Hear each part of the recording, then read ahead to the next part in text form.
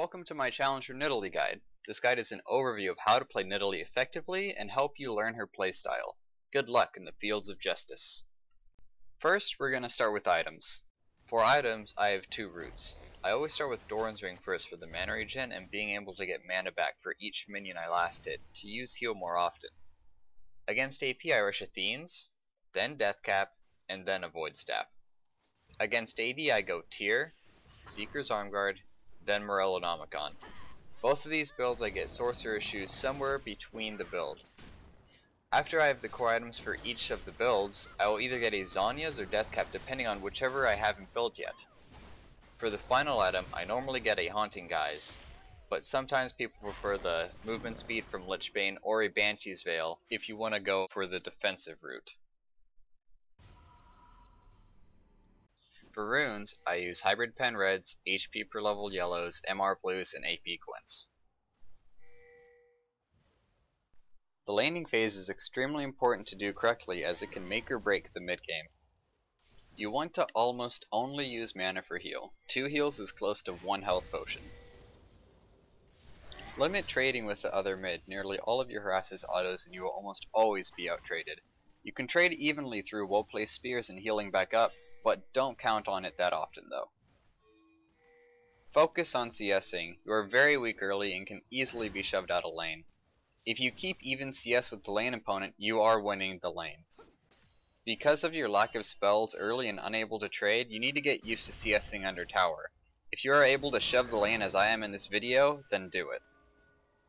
You don't have kill pressure pre-6. I admit that I have killed people pre-6 before, but it's extremely uncommon and the opponent must know nothing about how to play against Nidalee.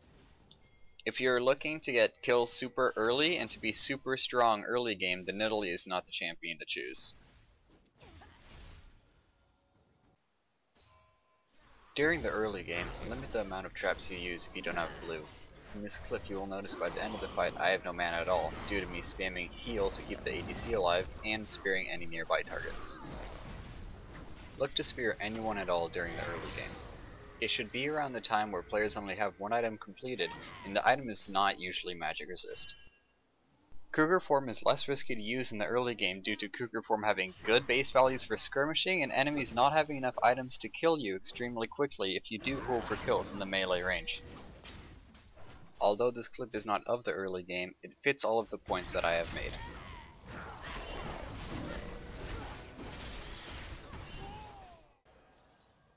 During the mid game, look to roam top and bot. If you can force top or bot to back, then you can freely take the outer tower. It is recommended to roam bot more than top due to losing dragon control if you do roam top, and if you do force bot to back, you can take the tower and the dragon. Although you want to be with the team and take him objectives while sieging, remember to farm lanes and jungle when you can. CS is amazing income and you don't want to fall behind.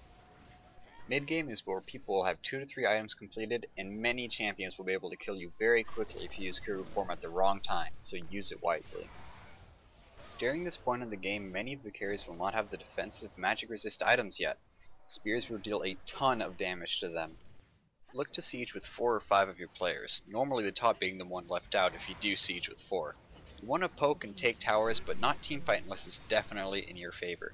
Objectives give ton of control in gold, and if you can get a tower with no deaths on either side, then it is perfect due to the fact that the enemy will get literally nothing out of it.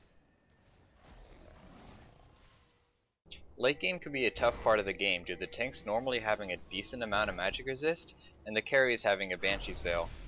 Spam your traps everywhere, put them in choke points and places normally people would run to during extended fights. Traps will shred 40% of armor and magic resist to whoever steps on them. Paired with the last whisper of an ADC or the Void Staff that you should have, the tanks will die extremely quickly.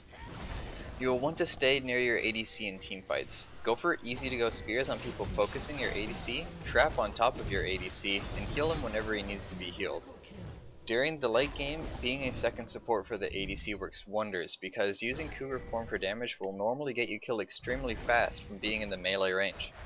One spear can win the game. If a carry gets speared during a teamfight, you can chunk them from 40% to 80% of their HP. Taking a carry out of the fight immediately is invaluable, especially because Nidalee can keep her own team in the fight with heals and great chasing potential with Cougar form. Thank you for watching my guide. My next video will be Nidalee tips and tricks that will help you play her even more effectively.